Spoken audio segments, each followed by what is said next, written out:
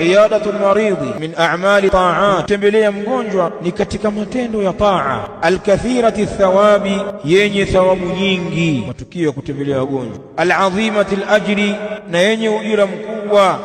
Almusilati ila aljanna, na yenye kufikisha katika janna. Lakini kwa sharti tusiingize bid'a katika ibada hii ya kuwatembelea wagonjwa. Tusiweke mitindo ambayo Mtume sallallahu alaihi wa alihi wasallam hakuiweka katika kuwatembelea wagonjwa. Jambo libakie kama lilivyoachwa. Nenda kamtembelee mgonjwa wakati umepata fursa wewe, au wakati huyo mgonjwa anayeumwa imewekwa fursa ya kumtembelea.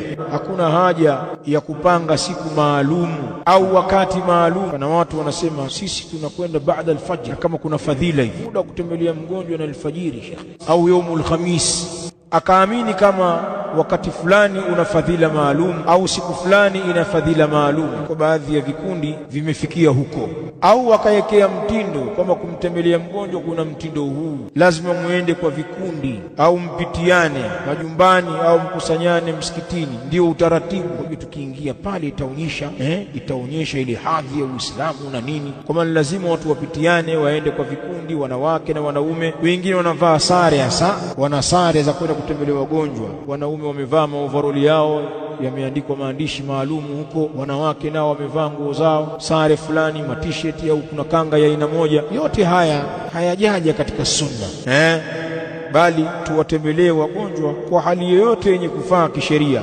Tusiyafunge mambo na bid'a au tukaunda vyama vya kutembelea wagonjwa na kadi zikawepo za chama hicho na tozo maalum ya kulipia chamani, si ndio? Na wale waliojiunga katika chama hicho wakiumwa au wakiuguliwa ndio wanatembelewa, na kama si mwanachama watu hawaji, au wakija pale wanakuja mikono mitupu, ni salamu tu, wala huuliziwi dawa zimelipiwa au kuna changamoto gani.